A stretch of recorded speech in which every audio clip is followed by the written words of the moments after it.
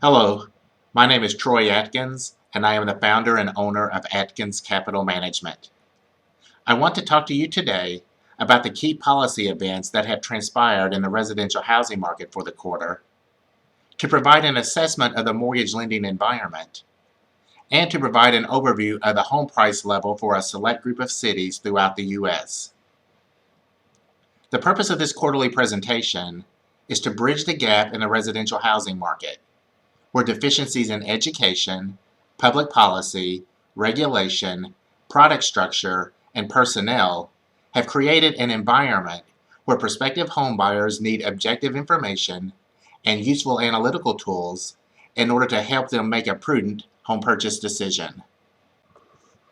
This presentation was produced by Troy Adkins. I am the founder and owner of Adkins Capital Management. Adkins Capital Management is a privately owned and independently operated company. Our exclusive focus is on residential real estate. Our company is not affiliated with any parties associated with the residential housing industry. As a result, we provide objective information and useful analytical tools that help prospective homebuyers make a prudent home purchase decision. For more information about my background, skills, and experience, please review the introduction section on the Adkins Capital Management website. Let me now turn your attention to the primary events that have transpired in the residential housing environment. For the fourth quarter of 2015, the monetary policy actions taken by the U.S. Federal Reserve Open Market Committee on December 16, 2015, was the primary topic of discussion. After 7 years of the most accommodative monetary policy in U.S. history, the FOMC approved a 25 basis point increase in the target federal funds rate. The new target rate range will increase from 0% to 0.25% to a range of 0.25% and 0.5%. The rate increase is the first since the FOMC increased the key rate to 5.25% on June 29th of 2006. As a point of reference for prospective homebuyers, the FOMC lowered the federal funds rate range to 0% to 0.25% on December 16, 2008. On the day of the FOMC's announcement, the national average mortgage loan interest rate for key mortgage lending vehicles were 4.09% for a 30-year fully amortized fixed-rate loan, 3.34% for a 15-year fixed-rate loan, 3.42% for a 5-year adjustable-rate loan, and 4.03% for a jumbo mortgage loan. As a last observation, the national average mortgage loan interest rate for a 30-year fully amortized fixed-rate mortgage loan began the quarter at 4.01% and ended the quarter at 3.93%. Since June of 2011, the national average mortgage loan interest rate for a 30-year fully amortized fixed-rate mortgage loan has been less than 4.61%. Moving away from the monetary policy position taken by the FOMC, a publication by the Federal Reserve Bank of Richmond on December 14, 2015, titled National Economic Indicator, provides valuable insight on the current status of the U.S. residential housing market. Existing single-family home sales from 1990 through 1999 were approximately 3.6 million per year.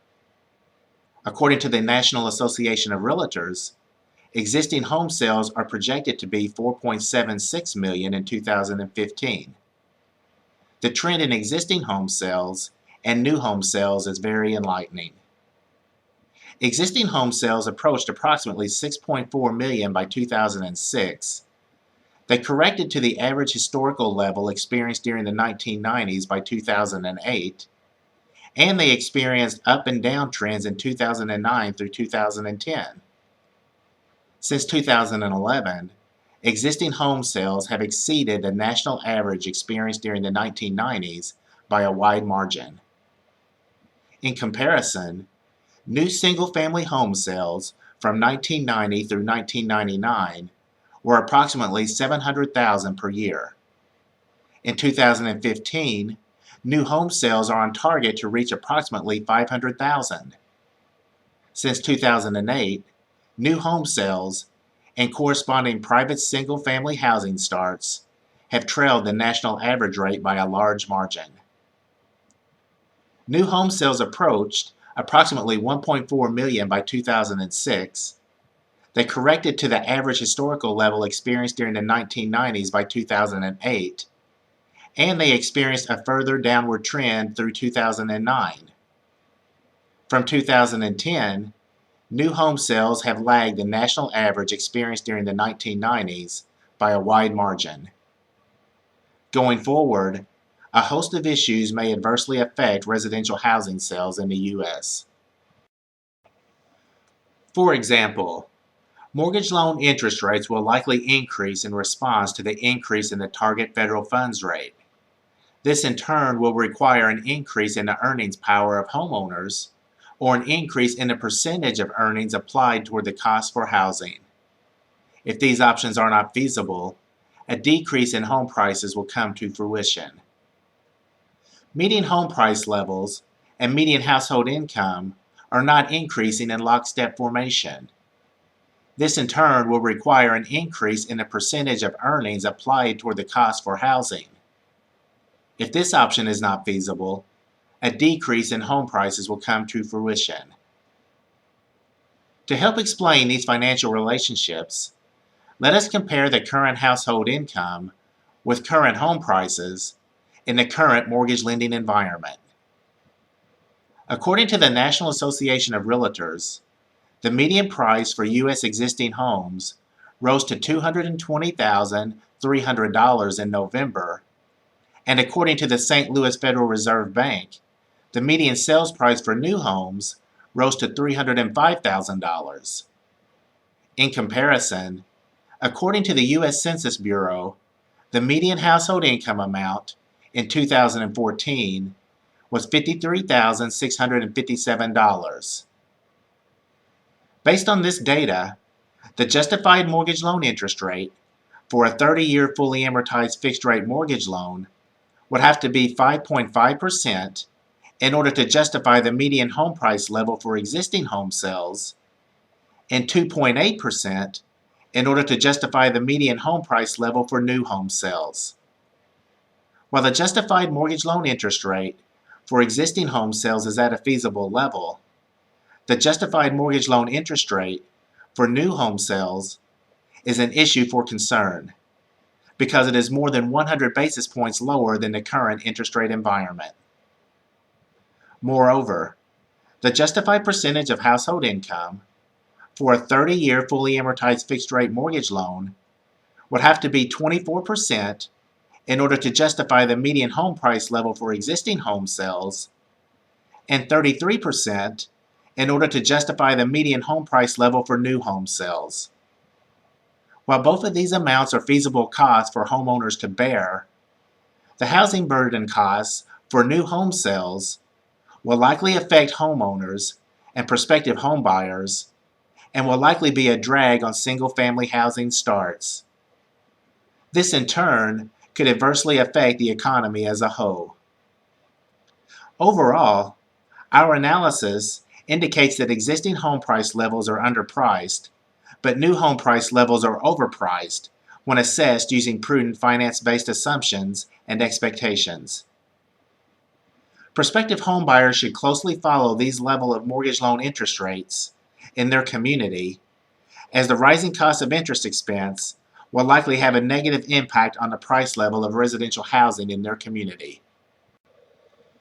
Now that I have provided an overview of the events that have taken place in the residential housing environment for the quarter, let me turn your attention to the proprietary financial methodology and cloud-based analytical tool that can be used to provide an assessment of the price level of homes in a community.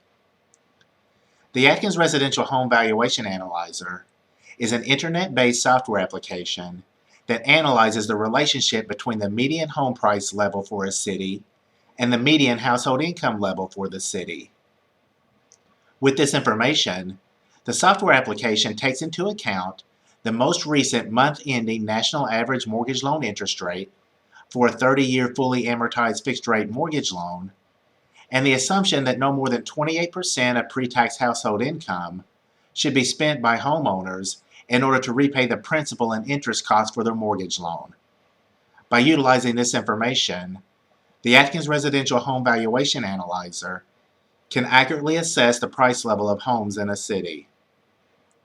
From the first analytical perspective, the Adkins Residential Home Valuation Analyzer determines the level of underpricing or overpricing of homes in a city by calculating the mortgage loan interest rate that justifies the price level of homes in the city. With this information, the justified mortgage loan interest rate is compared against the national average mortgage loan interest rate in order to accurately assess the level of underpricing or overpricing of homes in a city. From the second analytical perspective, the Adkins Residential Home Valuation Analyzer calculates the percentage of household income that would have to be spent by the people that live in a city in order to justify the price level of homes in the city. With this information, the justified percentage of household income amount is compared against the traditionally accepted household income amount of 28% in order to accurately assess the level of underpricing or overpricing of homes in the city. By utilizing the Adkins Residential Home Valuation Analyzer, prospective home buyers can determine the level of underpricing or overpricing of homes in a community in order to assist them in making a prudent home purchase decision.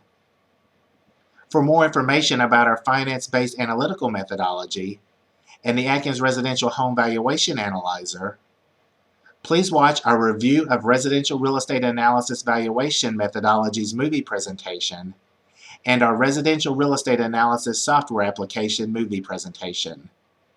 Both of these presentations can be found on the Adkins Capital Management website. Now that I have provided an overview of how the Adkins Residential Home Valuation Analyzer is utilized, let me provide an overview of the home price level for a select group of cities across the U.S. For the fourth quarter of this year, 26 cities that make up the Adkins 60 City Home Price Index were classified as overpriced for the quarter. The top 5 overpriced cities were Bridgeport, Honolulu, New York City, San Francisco, and Los Angeles. In terms of a relative price level analysis, it is important to note that it is not possible to justify the home price level for the top 5 overpriced cities by reducing the national average mortgage loan interest rate from 3.93% to 0%. Therefore, in order to classify the homes in the top 5 overpriced cities as underpriced, it would have to be deemed prudent by prospective homebuyers to spend more than the respective justified percentage of household income amounts, or the respective median household income level would need to increase to the appropriate level that is within the range of $85,681 and $151,391. As a last observation, based on the median household income level, the quarter-ending national average mortgage loan interest rate, and the assumption that no more than 28% of pre-tax household income should be spent in order to repay the principal and interest costs for a mortgage loan, the justified home price level for the top 5 overpriced cities would need to fall to the appropriate level within the range of $173,961 and $343,674 before homes would be deemed appropriately priced in the cities. Prospective homebuyers should use the Adkins Residential Home Valuation Analyzer in order to accurately assess the level of overpricing or underpricing of homes in their community. On the other side of the spectrum, 34 cities that make up the Adkins 60 City Home Price Index were classified as underpriced for the fourth quarter of this year.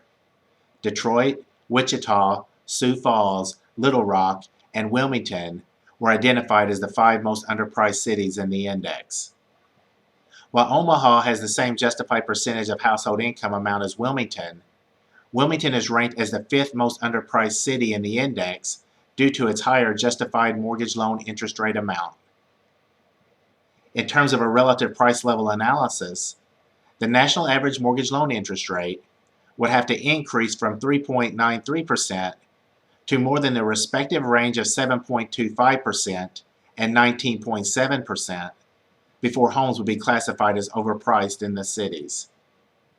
As a last observation, the justified percentage of household income amounts would have to be deemed as an inappropriate level for homeowners to spend in order to repay the principal and interest costs for their mortgage loan before homes would be classified as overpriced in the cities. Given the events that have transpired in the residential housing market, and taking into account the fact that buying a home will likely be the largest single financial transaction that prospective homebuyers will ever make, and the bulk of their net worth will likely be tied up in their home, prospective homebuyers should use the Adkins Residential Home Valuation Analyzer in order to analyze residential real estate from 5 financial perspectives. By assessing residential real estate in this manner, prospective homebuyers will be able to make a prudent home purchase decision. For more information about the Adkins 60 City Home Price Index, to watch our catalog of residential housing movie presentations, and to subscribe to use the Adkins Residential Home Valuation Analyzer, please visit the Adkins Capital Management website at residentialrealestateanalysis.com. Thank you for taking the time to listen to this presentation.